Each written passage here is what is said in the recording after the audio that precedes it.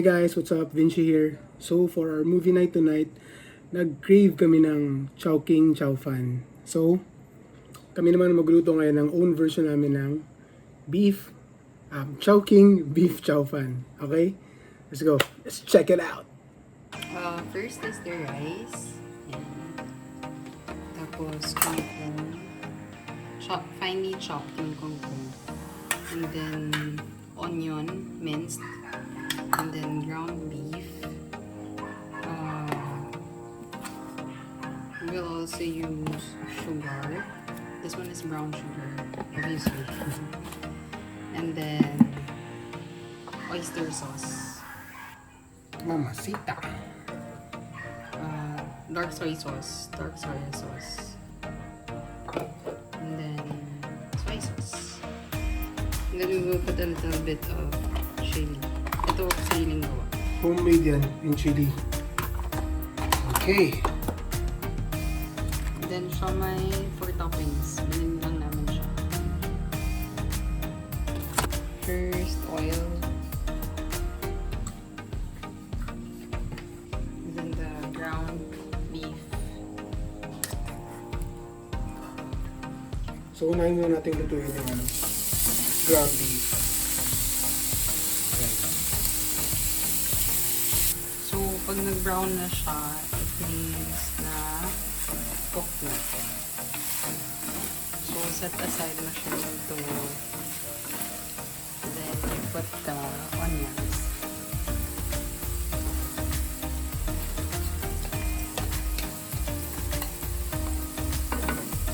So, gisa yun ng onion. Pagkalagay mo. Yan, since nag-transparent na yung onion, so you mix it with the beef, ground beef. Bango na. Hindi ko na matikman yan. Hindi pa. Then mix the kangkong.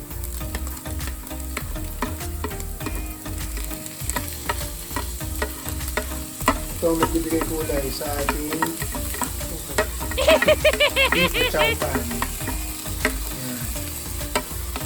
Sinutin mo ang kangkong. Then, mix ulit. Mix na mix. Ano, kulay na oh. I-accept na siya, di ba? Next is soy sauce. Isang ano lang, isang sandok lang.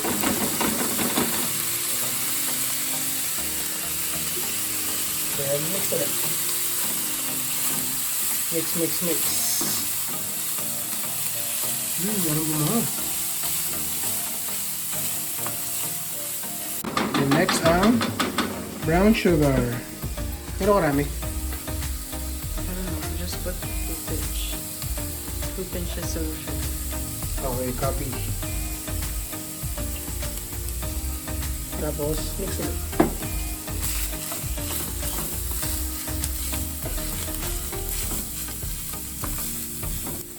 Next na ang rice natin.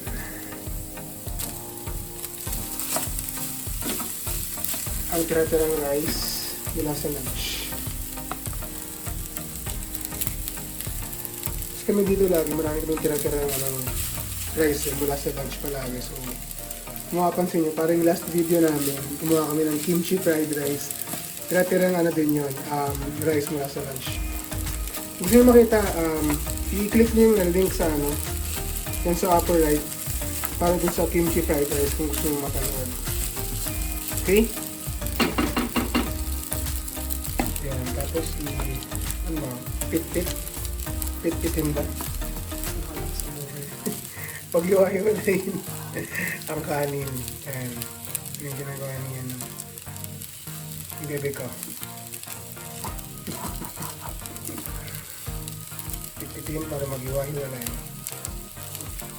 Kanin lang ang pag-iwa-iwalay niya, ha? Mag-iwalay yung kayo. What? Pero kanin lang ang pag-iwalay niyo. Huwag yung ibang tao dahil masama yun. Ayun na, oh.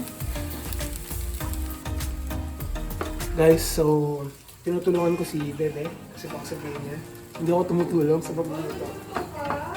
Yes, ako nagluluto ngayon. Ano kalam sa akin? Sino ka lagi nagluluto sa pagluluto sa pamamahay na ito? And next is soy sauce again. Kasi kulang pa rin soy sauce nilagyan namin. Ilang anong sandok nilagay mo? 2. Okay guys, 2. Pagkatapos ilagay ang toyo, haluin ulit. Haluin na maigi. So, hindi na yung hugasan mo. Ang toyo. Ano kumalat ng toyo? Yan. Nagiging makulay na siya guys. Parang buhay namin. What? Makulay, diba? Yes.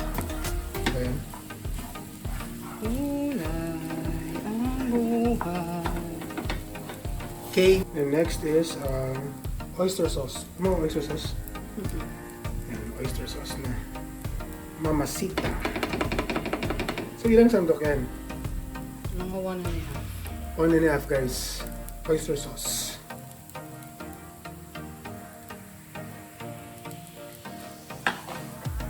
Tapos, aluin ulit. No, not Ay, di ba ba aluin? soy. Okay. So, after pala ng oyster sauce, black soy sauce naman. Dark soy. Ay, yeah. That's Sorry, dark soy pala. Bago nyo haluin, lagay nyo na ito. mga 1.5. Mga 1.5 din. Kaya saan haluin? Yun o. Yan.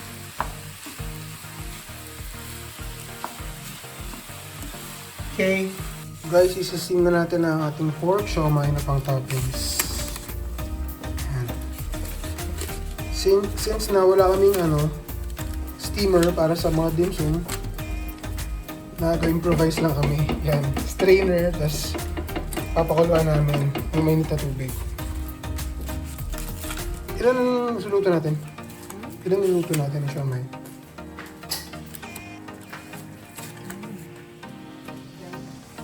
Ano ba yan? 5 6 12 pala to. 8. Halating ko na pala, akala ko yung matitira pa eh. Yan. So yan guys. Wait lang. Ayan guys. Paano muna natin hanggang ma-steam siya. Then next is the homemade chili sauce. Yan lang. So, very spicy too. Sobrang anghang niyan, grabe. Nung nakaraan, kumain ako ng konting kurot niyan. Diyos ko, pinawisan ako na parang summer ulit. Bango na guys, oh. Yan, kasi mix mo din ang chili sauce. Okay. Ayun guys, ito na ang ating siomai. Let's check. Yan.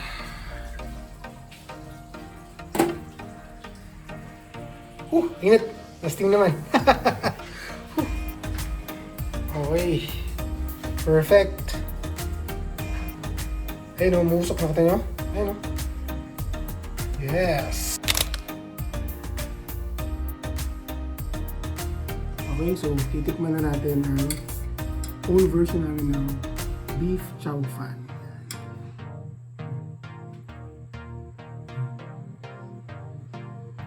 Yan.